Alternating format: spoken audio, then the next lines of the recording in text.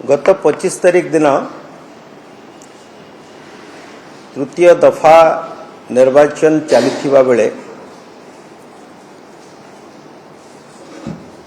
आम खोर्धार विधायक प्रार्थी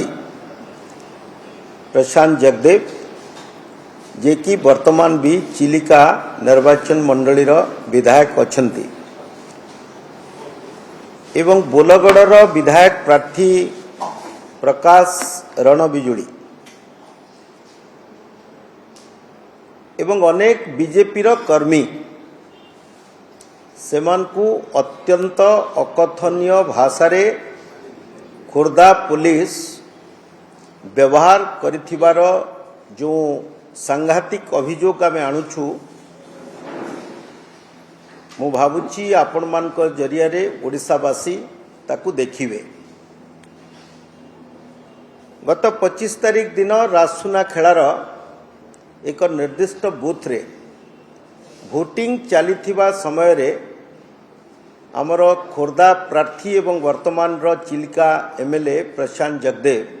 सेटा तांको निज बूथ जोठी की 3:45 पाखापाखी समय रे से भोट देवा पई प्रवेश करथिले। भोटिंग बूथ रे पोलिंग बूथ रे केतेक गुंडा श्रेणीय व्यक्ति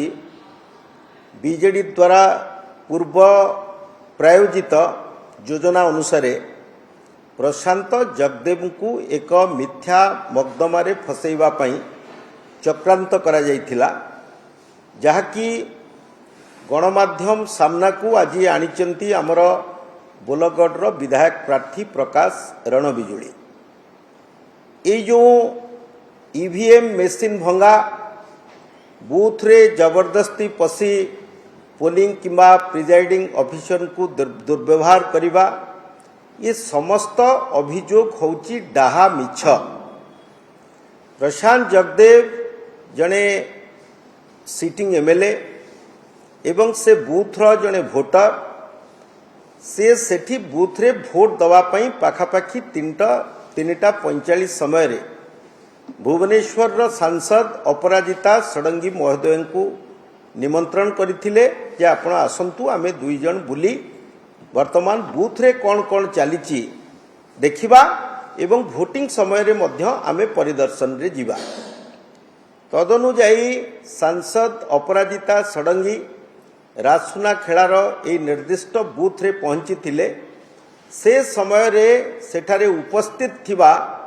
बीजेडी रो गुंडा माने अत्यंत अशालीन एवं अभद्र भाषा रे श्री प्रशांत जगदेव एवं श्रीमती अपराजिता षडंगी को गालीगुलज करथिले। सबुठु दुखर कथा खोर्धार जे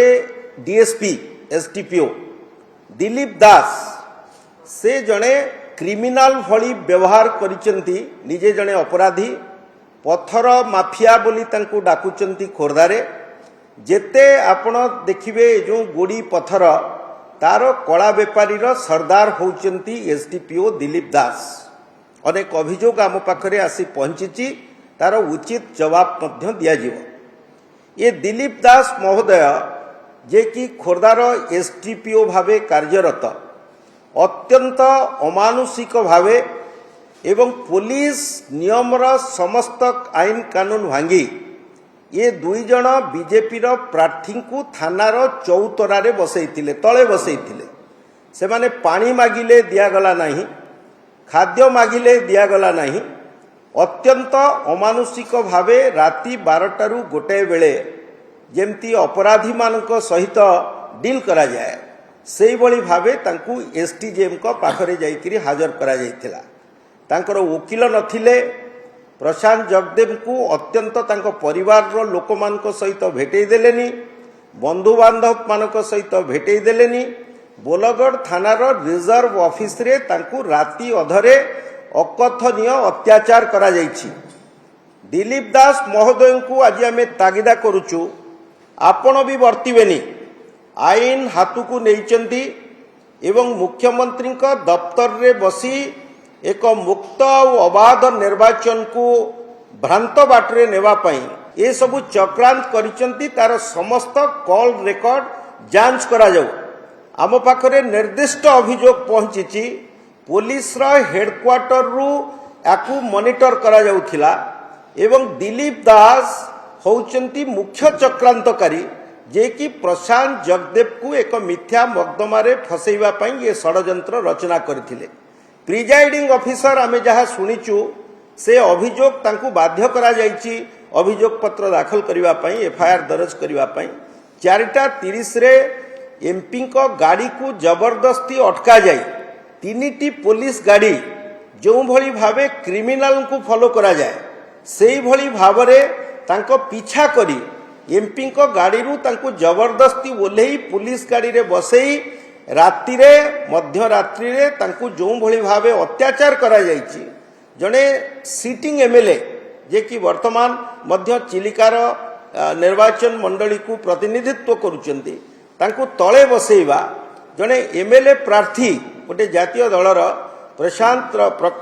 प्रकाश रणबिजुली तांकू तळे बसेइबा पलस्तरा उपरे चौतरा उपरे चौकी खंडे भी न देवा प्रशांत रणबिजुली विरुद्ध रे निर्दिष्ट अभियोग किछि भी नथिला। से जाइथिले बंधु हिसाब रे तांकू सहाय्य करिवा पई 2 जण विधायक प्रार्थी को अत्यंत अमानुषिक भावे निर्दय भावे तांकू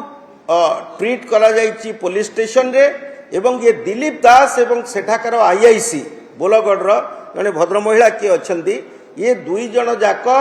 पुलिस बड़ बड़ ऑफिसर पाखरु मुख्य कार्यालय एवं मुख्यमंत्री दफ्तर रु निर्देश अनुसार कार्य करी तांकू मिथ्या मकदमारे फसई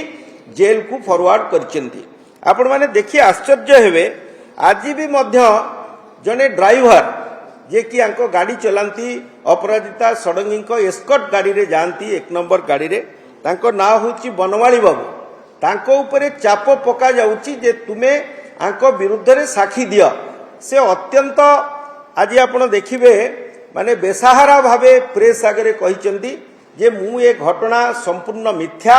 एथिरे कोनोसी सत्यता नहीं पुलिस मते जबरदस्ती बाध्य करी साक्षी होबा पई वर्तमान प्रवर्तौची चाप पकाउची एवं मु जदि साक्षी न दिए से माने मो परिवार को कुआडे उड़े देबे बोली धमक दउचंती। दिलीप दास महोदय आपन को तागिदा करी आज कहूचु ये सरकार सबुदिन रहिबनी वर्तमान रो फलाफल अनुजाई भारतीय जनता पार्टी पाखापाखी 92टी आसन रे जीति सारलानी लोकसभा 15 को 15 एवं विधानसभा 92टी आसन रे विजय लाभ करि सारलानी। सरकार बदलिबो राति अधरे पुलिस अनुशासन को भंग करी आपण कोन अपेक्षा करि पारलेनी। सीसीटीवी आमे बारंबार दाबी करागला गाँ लोक माने सर्वसम्मुखरे कहिले प्रेस आगरे कहिले श्री जगदेव होचंती निर्दोष तांकर कोनोसी संपृक्ति नहीं बीजेडी दलर गुंडा माने से विधानसभा मेसिन को भांगी एकथा गाँ लोक कहउचंती जो माने सेठी उपस्थित थिले प्रत्यक्ष साक्षी मानकू विश्वास को न नहीं तांको बयान रेकर्ड न करा जाई पुलिस रो बड़ बड़िया बाबू मानकर कथारे आपण गोटे मिथ्या मकदमा दरज करी तांकू जेल को पठेबार मसुदा एटा सही समय नुहे पूर्वर करा जाइथला। आगुरु चक्रांत रचा जाइथिला प्रशांत जगदेव जेतबेले भोट दबा को आसीबे एई भली भावे सीन सृष्टि करा जिवो एवं तांकू एथिरे अपराधी सजेई दिया जिवो। प्रत्यक्षदर्शी मानकर बयान को विचार को न निया जाई सीसीटीवी को सर्वसम्मुखरे प्रकाश न करी दाबी सत्वे भी पुलिस अत्यंत तरबरिया भावे चाप प्रयोग द्वारा चापरे पड़ी चापर वशवर्ती हेई ए जगदेव को आज वर्तमान कोर्ट को फॉरवर्ड करैछंती। मु आपण मानक जरिया रे ओडिसा सर्वसाधारण को जनसाधारण को कहिबा को चाहे जे बीजेडी वर्तमान अत्यंत हिंस्र हे गलानी हारिबा भय तांकू एते घारिलानी से वर्तमान पुलिस को आयुध करी गुंडा सजेई बीजेपी रो प्रार्थी कर्मी एवं नेतांको उपरे अकथनीय अत्याचार करुचंती। तेणु मु पुणी थरे आपण मानक जरिया रे ओडिसार जनसाधारण को निवेदन करिवि जे एमानको गुंडागिरी रे बिल्कुल आपण माने डरी जांतुनी निरपेक्ष भाव रे आपणकर मतदान करंतु एवं गणतंत्र रो जो फ्री आ फेयर इलेक्शन ताकू भ्रष्ट दिगभ्रष्ट करबा पई ए जो पुलिस अधिकारी माने भोटर मान को भयभीत करूचंती ଏବଂ ନିରପରାଧ ଲୋକମାନଙ୍କୁ ଅପରାଧୀ ସଜାଉଛନ୍ତି ତାର କଡ଼ା ଗଣ୍ଡା ଜବାବ ନିଆଯିବ ଜୁନ୍ 10 ତାରିଖ ପରେ।